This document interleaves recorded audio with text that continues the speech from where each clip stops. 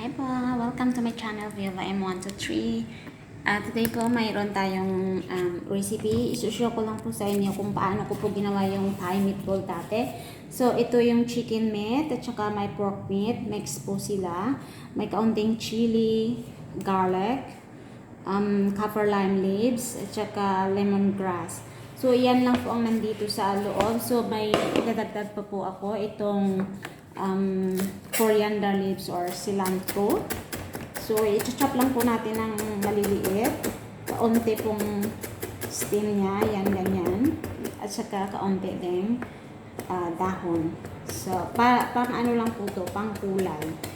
Kasi hindi naman po need yung marami nito. Pero dahil gusto kong may kulay green, maliban sa kaffir lime leaves, so lagyan po natin ng ganito. At i-chop lang po natin ng maliliit. Ganito po yung ginagawa ko. Mayroon na po akong recipe dyan sa naka-upload na po. So, ilalagay ko na lang po sa description yung buong title po. Matagal na po yung nakalipad sa channel ko. So, sa mga hindi pa po nakapanood ng video na to, paki-panood po at mag-like, mag-subscribe na din po sa aking channel. May bago na pong pangalan. Ang pangalan po ay Viola M123. Marami kasing naglalagay ng Viola M lang, pero pag nag-click po sila ay napupunta po sa ibang channel. So ang ginawa ko po, nilagyan ko po ng 1, 2, 3 ang dulo po ng aking channel. So ilalagay na po natin dito. Yan, idadagdag lang po natin yan. At saka maglalagay po tayo ng isang itlog. Ayan. So isa lang po yung itlog kasi 500 gram lang po to. Ayan. Tapos maglalagay po tayo ng fish sauce. Ang seasoning ko po ay just fish sauce. So, ayan po ang seasoning niya. 1.5 or dalawa po yung ilalagay ko po ay dalawa. Ayan. So, ihahalo lang po natin sila. Ganyan lang po kabilis yung paggawa ng Thai meatball. At dahil po medyo, kung minsan po kasi yung meat natin ay medyo runny. So, maglalagay po tayo maya-maya ng breadcrumbs. Ito po yung breadcrumbs na gamit ko. Ayan. So, haluin lang po natin ng maigi. Ayan po yung kulay niya. Parang marami siyang medyo maano po siya. Medyo marami po siya. So, lalagyan po natin maya-maya ng breadcrumbs.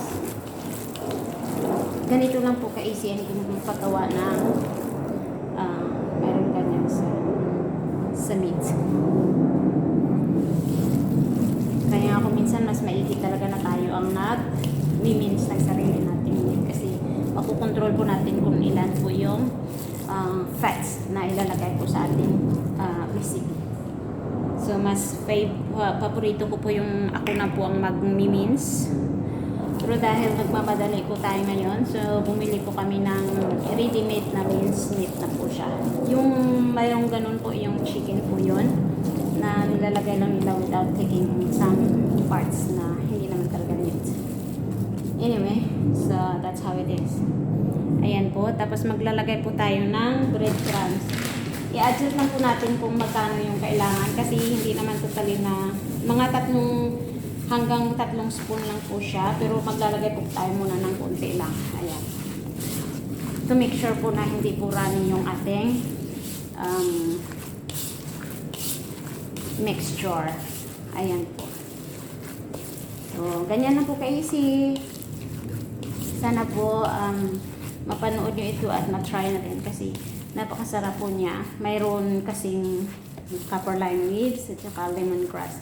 Para po talaga siyang Thailand. At saka yung fish sauce dito ang nagdala po sa flavor. Tsaka nilagyan ko din po ng kaunting chili. So a little bit spicy. So you can add also a black pepper if you want to. So ganyan lang po. At saka ano mo lang muna. I-marinate mo lang muna ng mga 10 minutes.